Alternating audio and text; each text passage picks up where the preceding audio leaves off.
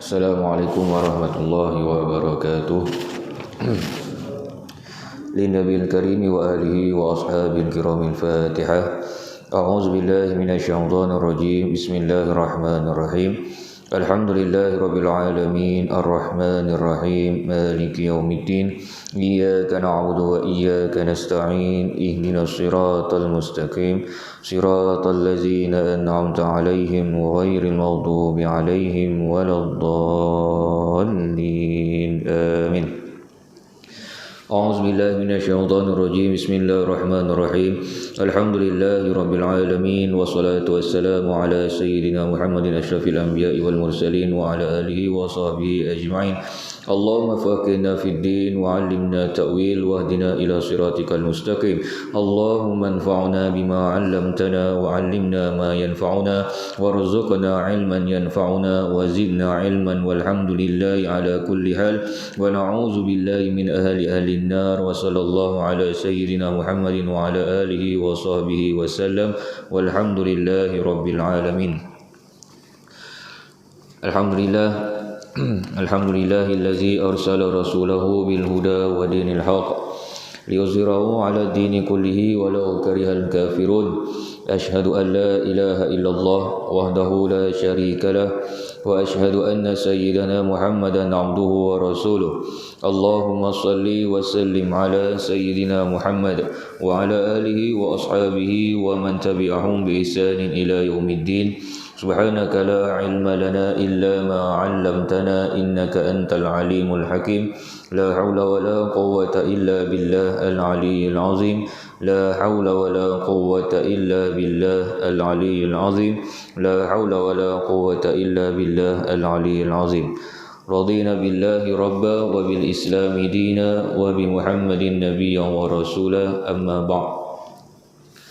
Yang dihormati pengerusi Masjid Jami' Parit Kasih dan ahli tuan kuasa yang dimuliakan Tuan Imam, Tuan Milan, Tuan-tuan Haji, tuan-tuan yang dirahmati Allah sekalian. Alhamdulillah, bersyukur kehadrat Allah Subhanahu wa taala kerana pada malam ini diberikan kita nikmat kesihatan yang baik, diberikan kita nikmat kelapangan masa, dan kerana pada malam ini juga kita pun dah berada di tahun yang baharu, tahun 2023. Baru 2 hari 2 hari bulan kita berada di tahun yang baharu, tahun 2023. Jadi apabila masuk sahaja tahun yang baharu, maka kita perlu ingat bahawa umur kita juga semakin bertambah. Masuk tahun baru, umur pun akan tambah lagi 1 tahun. 60 jadi 61, 70 jadi 71, 75 jadi 76. Dia tak ada turun. Umur dia tak akan menurun. Semua naik. Jadi apabila umur kita semakin bertambah, kita perlu menyedari bahawa kehidupan kita juga akan menjadi semakin singkat. Bila umur semakin bertambah, kehidupan kita akan menjadi lebih singkat. Kita akan hampir kepada kematian. Jadi diharapkan pada tahun 2023 ini kita mempunyai beberapa azam, beberapa impian untuk kita laksanakan dengan sebaiknya pagi tahun 2023. Tahun 2022 itu dah berlalu, biarkan dia berlalu, usah dikenang. Jadikan tahun 2023 ini sebagai permulaan untuk kita menjadi hamba Allah yang lebih baik daripada tahun yang lalu. Tanamkan dalam diri kita, aku nak jadi orang yang lebih baik daripada tahun yang lepas. Baik dari segi apa tuan-tuan? Dari segi segala-galanya. berkaitan dengan akidah, berkaitan dengan ibadah kita, kita nak jadi lebih baik daripada tahun yang lalu. Bukan nak kata tahun lepas tu tak baik, tahun lepas tu pun dah baik, cuma tahun ini lebih baik. Jangan jadi makin tak baik. Orang kalau ada azam ini, dia nak jadi lebih baik. Kalau azam ni nak jadi lebih jahat daripada tahun lepas, tak kenalah. Jadi bila masuk tahun baru, azam baru, dan tuan-tuan kita perlu ingat bahawa hari ni dah 2 hari bulan 1. Sedar tak sedar nanti tuan-tuan tengoklah, sekali lagi nanti kita berbual-bual akan sampai kepada hujung tahun ini. Masa itu cepat. Masa itu cepat, dan masa itu tak akan menunggu kita kalau kita tak kejar masa itu. Sebab Allah pun bersumpah demi masa dalam Al-Quran. Wal asri innal insana lafi khusr illa allazina amanu wa amilus salihat wa tawasaw bil haqq wa tawasaw bis sabr. Demi masa, manusia itu dalam kerugian. Siapa yang rugi? Orang yang masih lagi diberikan kesempatan oleh Allah, tetapi mereka masih lagi lalai dengan kehidupan dunia, masih lagi dengan mengejar cita-cita dunia, tidak mementingkan, tidak melebihkan kehidupan di akhirat. Jadi itu untuk mukadimah malam ini. Alang-alang kata orang tu tahun baru. Baik tuan-tuan yang dirahmati Allah, pada malam ini hadis yang ke-23. Hadis yang ke-23 ini juga ada kaitannya dengan hadis yang ke-22 yang kita bacakan pada minggu yang lalu. Hadis yang ke-23 ini daripada An Abi Bakrah radhiyallahu an. Dari Abu Bakrah radhiyallahu an. Anin Nabi sallallahu alaihi wasallam qala. Dari Nabi sallallahu alaihi wasallam sabdanya, Ughdu aliman au muta'alliman au mustami'an au muhibban wala takunil khamisata fatahlika. Itu hadis dia, pendek je. Hadis pendek berkenaan dengan menuntut ilmu dan kelebihannya. Apa kata Nabi sallallahu alaihi wasallam, tuan-tuan? Ughdu aliman. Kata Nabi, jadikanlah dirimu orang alim. Kata Nabi, jadikanlah dirimu orang alim. Orang alim lawannya apa, tuan-tuan? Jahil. Alim lawannya jahil. Kata Rasulullah, jadikan dirimu orang yang alim. Bermaksud, jadikanlah diri kita ini orang yang mempunyai ilmu. Jangan jadikan diri kita ini orang yang jahil. Apabila kita dah tahu kita ini dalam keadaan yang jahil, ilmu kita ni tak banyak, tak ada ilmu, tetapi kita masih lagi dengan kesombongan, masih lagi dengan keras kepala, masih lagi dalam keadaan hati yang tertutup, tak terbuka untuk mencari ilmu, untuk menjadi orang yang alim. Bukan kita faham orang alim tu orang yang kuat beribadah, tak. Orang alim dalam ini, dalam hadis ini adalah orang yang mempunyai ilmu pengetahuan, terutamanya ilmu-ilmu dalam bidang agama. Itu namanya orang alim. Kemudian kata Rasulullah, au muta'alliman, ataupun jadikanlah dirimu orang yang menuntut ilmu.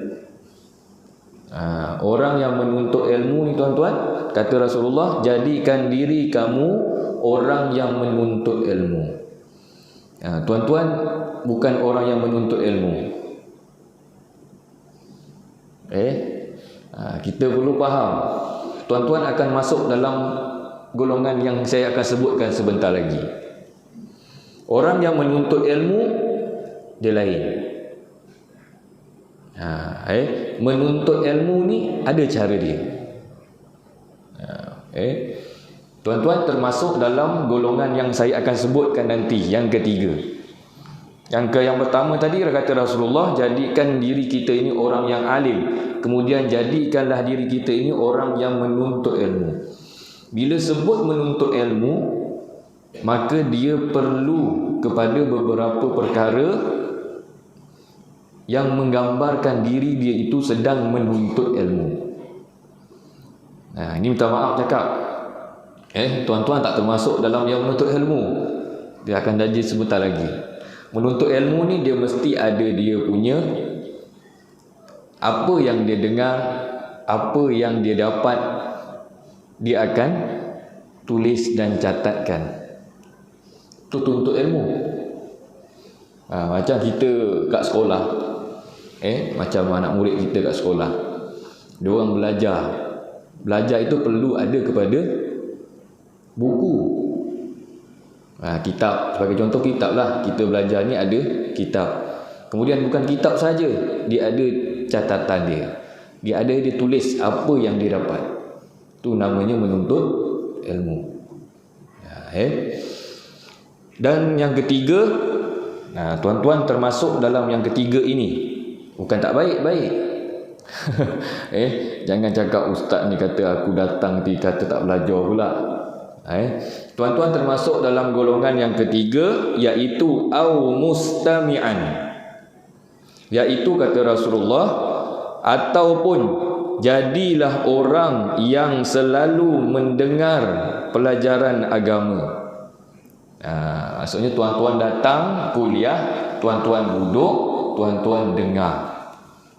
Jadi termasuk dalam golongan yang ketiga yang dikatakan oleh Rasulullah mustami'an, orang yang mendengar. Orang yang mendengar kuliah lah, mendengar apa yang disampaikan, carahan dan sebagainya. Tuan-tuan termasuk dalam golongan orang yang mendengar. Kemudian golongan yang keempat, au muhibban, ataupun orang yang mencintai. Tiga golongan yang tersebut.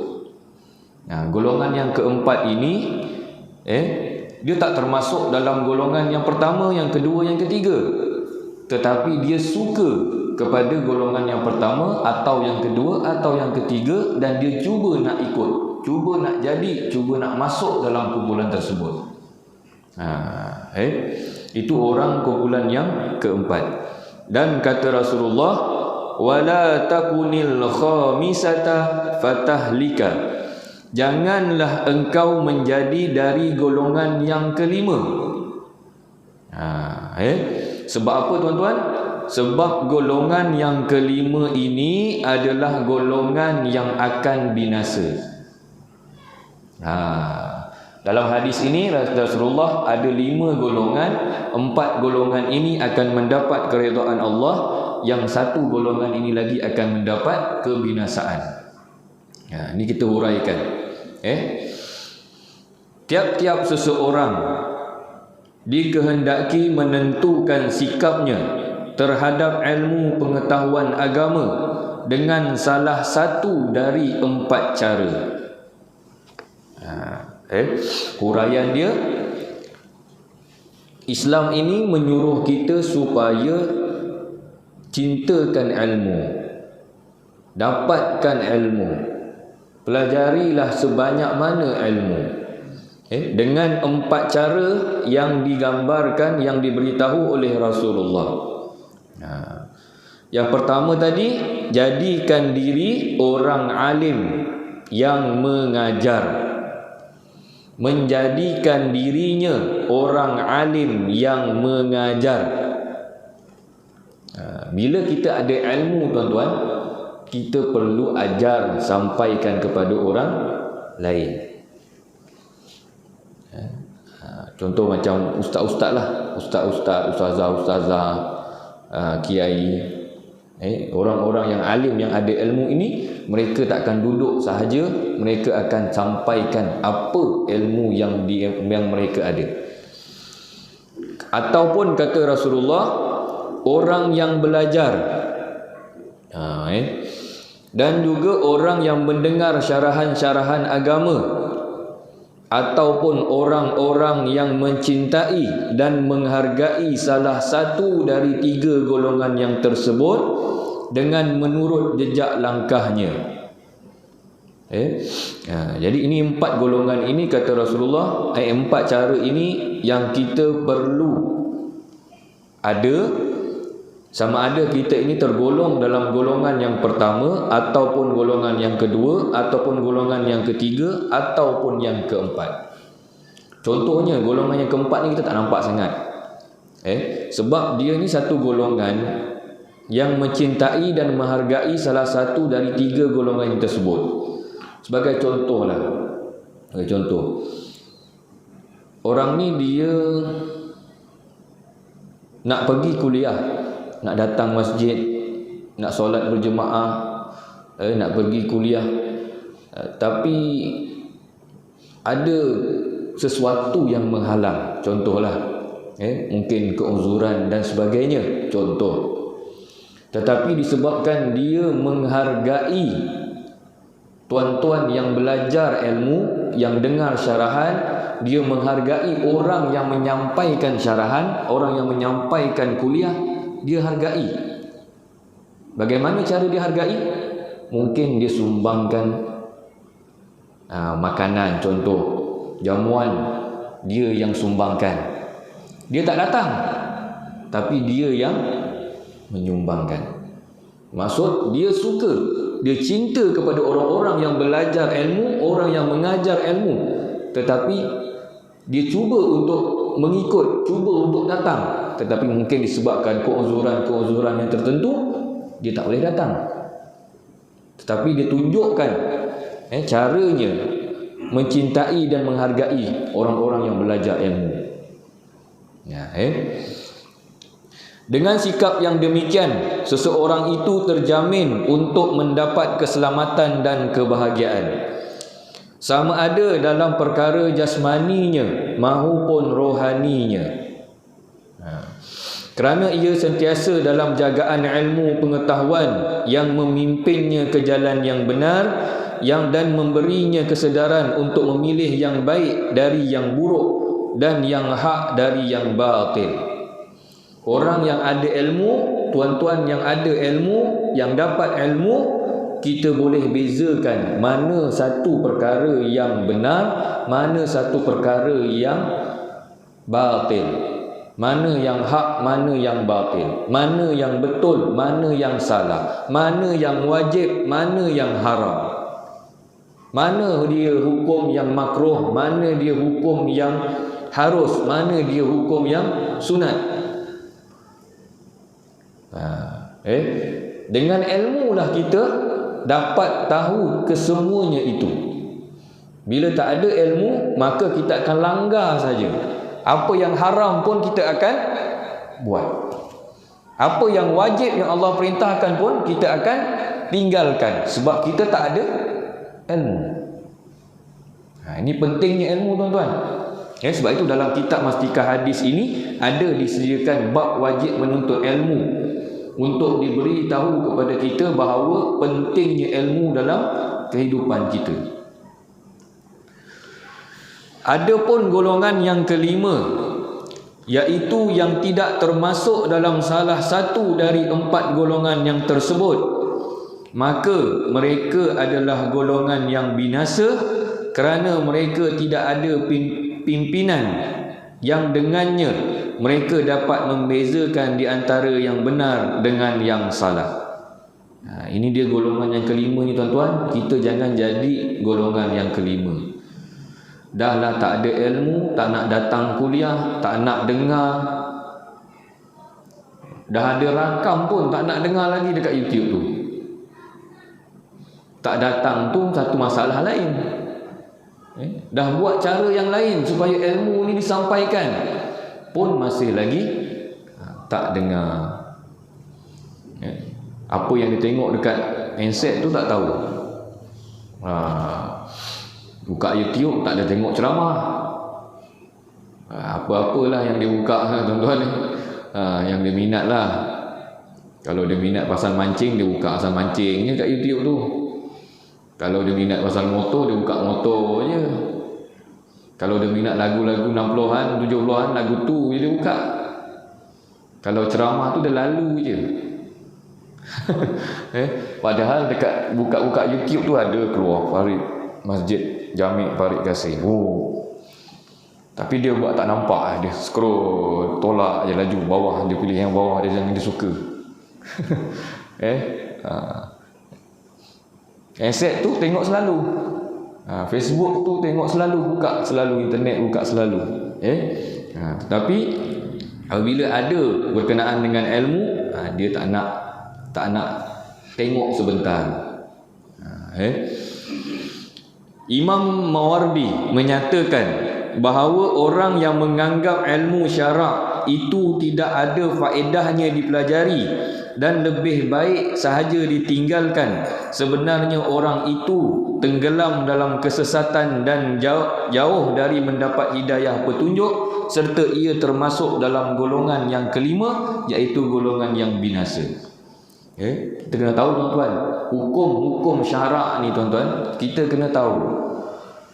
Bab hukum wajib, haram, makruh, sunat, harus, itu kita perlu tahu. Sebab ia bersangkut paut dengan hukum perbuatan-perbuatan yang kita buat seharian. Ada yang mengatakan bahawa main nombor ekor hukumnya haram, tetapi duit yang dapat tu tak haram. Kita pernah dengar tuan-tuan, ada orang kadang pernah cakap juga, Ustaz, yang main nombor ekor tu, yang main tu, perbuatan kita beli nombor tu haram. Tapi duit hadiah yang kita dapat tu tak haram. Perbuatan tu dikatakan haram. Duit yang dia dapat tu dikatakan tidak haram. Tetapi duit yang kita dapat itu daripada sumber perbuatan kita yang haram, maka dia juga akan menjadi haram. Sama. Sebab itu tuan-tuan, bab hukum ni, hukum syarak ni, dengan ilmu-ilmu syarak ini, jangan kita katakan tak ada faedah pun belajar. Kita dah tahu, asal tahu sembahyang tu wajib, puasa tu wajib, dah lah, tak payah belajar yang lain. Jadi kita kena, siapa yang mengatakan sedemikian adalah mereka yang tenggelam dalam kesesatan yang jauh. Maka kita perlu berhati-hati, kerana kata Rasulullah, golongan yang kelima ini adalah golongan yang akan binasa. Baik, itu hadis yang ke-23. Pendek sahaja hadis yang ke-23 itu. Dah habis dah. Habis. Uraian dia pun tak panjang sangat. Baik, hadis yang ke-24 masih lagi dalam bab wajib menuntut ilmu agama dan kelebihannya. Masih ada banyak lagi ni hadis yang bahagian ni. Baik, an Muawiyah radhiyallahu anin Nabi sallallahu alaihi wasallam qala. Daripada salah seorang sahabat Nabi namanya Muawiyah radhiyallahu dari Nabi sallallahu alaihi wasallam sabdanya, "May yuridillahu bihi khairan yufaqihu fid din." Sesiapa yang dikehendaki Allah mendapat kebaikan, nescaya dijadikan dia seorang yang beroleh fahaman yang teliti dalam perkara agama. Wa innama ana qasim, dan bahawa sesungguhnya aku ini hanyalah yang membahagikan. Wallahu yu'ti, sedangkan Allah Ta'ala jualah yang memberi. Walan tazala hazihil ummatu qa'imatan ala amrillah, dan sebahagian dari umatku ini tetap terus menjalankan agama Allah. La yadurruhum man khalafahum hatta ya'tiya amrullah. Tidak ada siapa pun dari kalangan orang-orang yang menyalahi mereka dapat merosakkan mereka sehinggalah datang perintah Allah Subhanahu wa taala. Hadis daripada Imam Al-Bukhari dan juga Imam Muslim. Hadis yang ke-24 ini daripada salah seorang sahabat Nabi namanya Muawiyah bin Abi Sufyan. Muawiyah bin Abi Sufyan adalah merupakan salah seorang daripada pemimpin di kalangan Bani Umayyah. Kalau tuan-tuan kita baca dalam sirah Nabawiyah, sirah-sirah Islam, dia ada zaman Bani Umayyah, Bani Utsmaniyah. Ini Muawiyah bin Abi Sufyan termasuk dalam pemimpin di kalangan Bani Umayyah.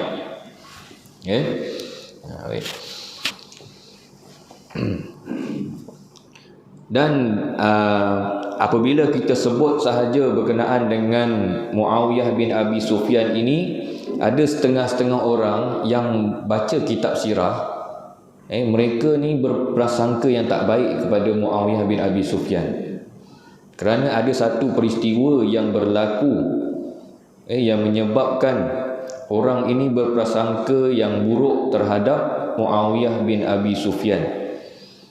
Yang ini berlaku ketika pemerintahan zaman Sayyiduna Uthman bin Affan.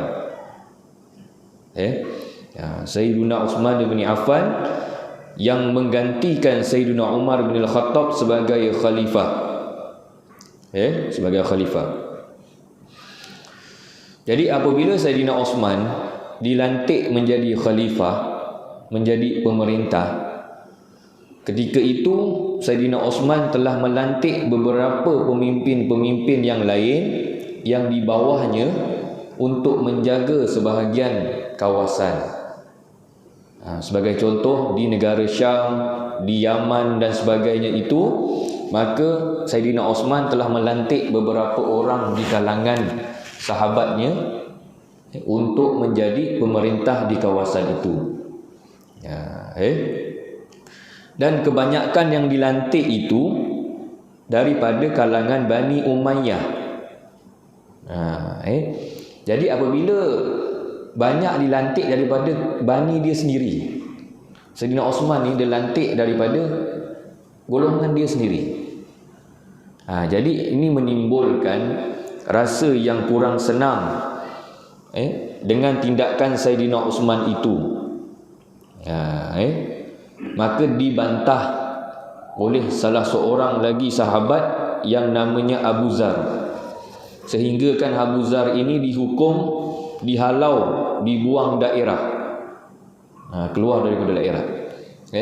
Contoh macam inilah tuan-tuan, kita lantik dia jadi pengerusi masjid. Kemudian bila dia jadi pengerusi, dia pilih AJK semua tu, semuanya kaum keluarga dia, sahabat dia, kawan-kawan dia je yang dia pilih.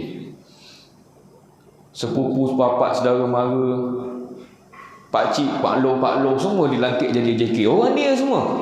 Orang kampung yang lain, seorang pun dia tak lantik sama.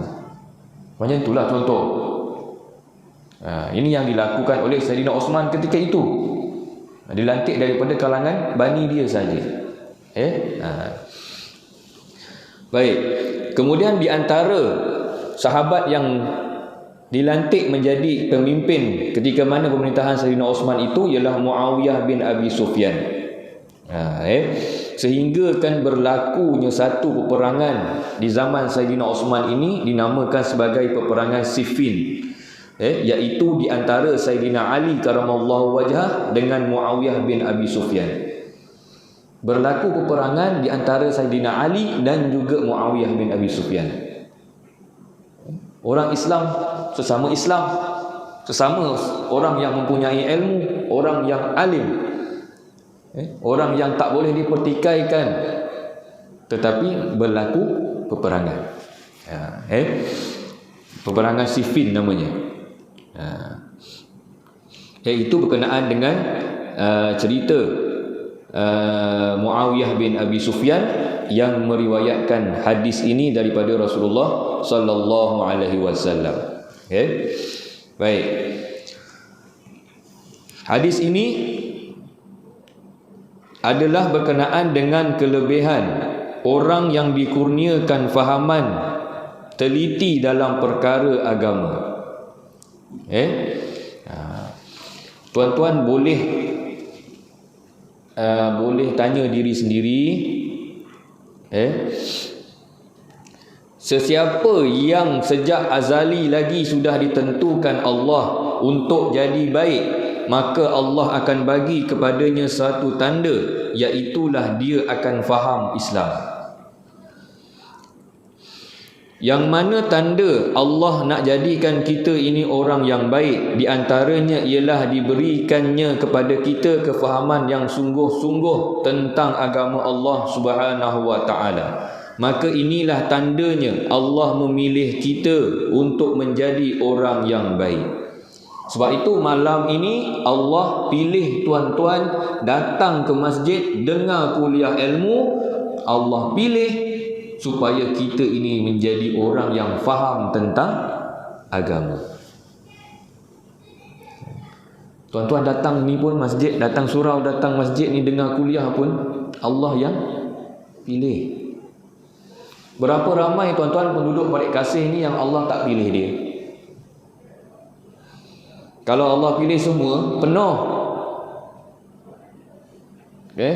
Kalau Allah pilih semua, penuh. Tetapi pada malam ini Allah memilih tuan-tuan datang ke masjid dengar kuliah ilmu supaya kita faham tentang agama Islam. Sebab apa tuan-tuan? Sebab Allah nak jadikan kita ini orang yang faham tentang agama. Maka bersyukurlah. Bersyukur. Kerana Allah memilih kita. Berbanding dengan orang-orang yang lain yang ada kesempatan, yang ada kelapangan, tapi mereka tak dipilih oleh Allah untuk sama-sama malam ni. Mungkin tuan-tuan sibuk juga, mungkin tadi siang kerja penat, tetapi Allah masih lagi pilih untuk tuan-tuan datang malam ini. Sebab apa? Sebab Allah nak jadikan kita ini orang yang faham tentang agama Islam. Sebab itu kita kena bersyukur tuan-tuan. Pentingnya orang-orang yang dipilih oleh Allah Subhanahu wa taala, kerana Allah nak menjadikan kita ini orang yang baik. Bila kita belajar agama, hendaklah kita faham apa yang kita pelajari, kerana dengan kefahaman itulah Allah akan mendorong kita, Allah akan memandu kita menuju ke suatu tahap keimanan dan ketakwaan yang Allah Subhanahu wa taala akan terima. Bukan sahaja kita ni datang tuan-tuan untuk belajar, tetapi kita perlulah fahami apa yang disampaikan. Kemudian kata Rasulullah, aku ini hanyalah orang yang membahagikan, sedangkan Allah lah yang memberi. Maksudnya tugas Nabi SAW adalah menyampaikan ilmu. Tugas Nabi menyampaikan ilmu, dan telah pun Nabi laksanakan. Dah habis, Nabi dah sampaikan semuanya kepada umatnya. Sebab itu apabila saat kewafatan baginda Nabi SAW, turun ayat al-yauma akmaltu lakum dinakum. Sesungguhnya pada hari ini, kata Rasulullah, aku dah sempurnakan urusan agama kamu. Maksudnya Nabi dah sampaikan semua. Nabi dah sampaikan semua apa yang diamanahkan Allah, dah sampaikan kepada semua umat dia. Sementara yang memberikan kefahaman dan hidayah ini adalah hak milik Allah Subhanahu wa taala. Nabi sampaikan, yang memberi faham adalah Allah. Saya sampaikan kepada tuan-tuan, tetapi yang memberikan kefahaman kepada tuan-tuan itu ialah Allah. Sebab itu kita kena berdoa kepada Allah. Allahumma faqihna fid din. Berilah aku kefahaman dalam agama. Tugas saya ni pun tuan-tuan, tugas saya ni pun sampaikan aja. Tugas ustaz-ustaz hanya menyampaikan. Yang memberikan kefahaman adalah hak milik Allah Subhanahu wa taala. Semuanya ini bergantung kepada diri kita sendiri, kerana Allah jika dia nak bagi seseorang itu faham, seseorang itu mestilah memenuhi syarat-syarat yang Allah kehendaki, seperti berlapang dada, sentiasa berfikir bagaimana cara untuk menjadi Islam yang sebenar, maka barulah Allah akan memberikan kefahaman. Tuan-tuan datang kuliah malam ni, tuan-tuan, lapangkan dada kita, lapangkan fikiran kita, niatkan ikhlas kerana Allah, kerana aku nak dapat ilmu. Bukan datang kuliah malam ni sebab aku nak makan. Tengah-tengah kuliah ni tak mustahil tuan-tuan dengar saya cakap, tapi fikiran tuan-tuan dah pergi tempat lain. Esok ni pagi aku nak pergi mana ni, ngetek kat mana ini balik rumah ni kan, apa aku nak buat apa ni nanti. Dia dengar saya cakap, dengar kuliah, tetapi fikiran dia dia tak menumpukan sepenuh perhatian kepada apa yang disampaikan. Sebab itu tuan-tuan, nak belajar ilmu agama ini, bersihkan diri kita, niat kita tu bersihkan, betulkan. Tuan-tuan langkah keluar daripada rumah tadi, nak pergi masjid malam ini, nak menunaikan tanggungjawab kita, nak solat berjemaah, kemudian kita niatkan sekali, untuk aku nak belajar ilmu malam ni. Itu dia. Sebab itu tuan-tuan, pentingnya apabila orang yang dah pun berniat untuk belajar ilmu, Allah akan permudahkan urusan kita. Allah akan permudahkan. Sebab itu tadi saya kata dengan tuan-tuan, kita termasuk dalam golongan yang ketiga, orang yang mendengar ilmu. Kalau tuan-tuan dengar betul-betul apa yang disampaikan, insya-Allah tuan-tuan, kita akan ingat sampai bila-bila. Bukan sahaja ingat, tetapi kita amalkan sekali. Amalkan. Sebab itu kalau setengah-setengahnya tuan-tuan, setengah-setengahnya lah. Banyakkan tempat yang saya pergi, memang kita termasuk dalam golongan yang ketiga tadi lah, mustami'an, orang-orang yang mendengar syarahan. Ada setengah-setengah masjid surau, adalah jemaahnya adalah seorang dua orang, adalah seorang dua yang saya perhatikan dia bawa buku nota kecil, kemudian dia tulis. Ada dalam golongan yang kedua ni ada. Sebab apa dia tulis? Sebab mungkin untuk rujukan dia, ataupun takut dia terlupa dan sebagainya, dia boleh rujuk semula. Sebab apa tuan-tuan? Sebab tuan-tuan datang dengar apa yang disampaikan, itu tak salah, itu perkara yang baik. Sebab kita masih lagi terbuka untuk mendengar ilmu. Tetapi yang lebih baiknya ditunjukkan oleh Imam Ghazali. Ditunjukkan bagaimana cara menuntut ilmu. Sampaikan nak tulis tuan-tuan, gunakan air liur untuk dia tulis apa yang guru dia cakap. Dia tulis menggunakan air liur dia. Betul-betul dia nak belajar ilmu. Yang lain-lain semua pakai pen tulis, dia tak ada pen, pakai air liur. Dengan kesungguhan dia itu, Allah permudahkan. Orang yang tulis pakai pen, bila guru dia suruh baca, tak sama seperti mana yang guru dia sampaikan. Orang yang tulis pakai aliyum disebabkan keinginan dia betul-betul ikhlas, dia nak belajar kerana Allah, dia tulis pakai aliyum. Apa yang guru dia sampaikan, dia boleh sebutkan daripada mula sampai habis tanpa sebarang kesalahan pun. Sebab itu golongan yang kedua tadi jarang-jarang ada.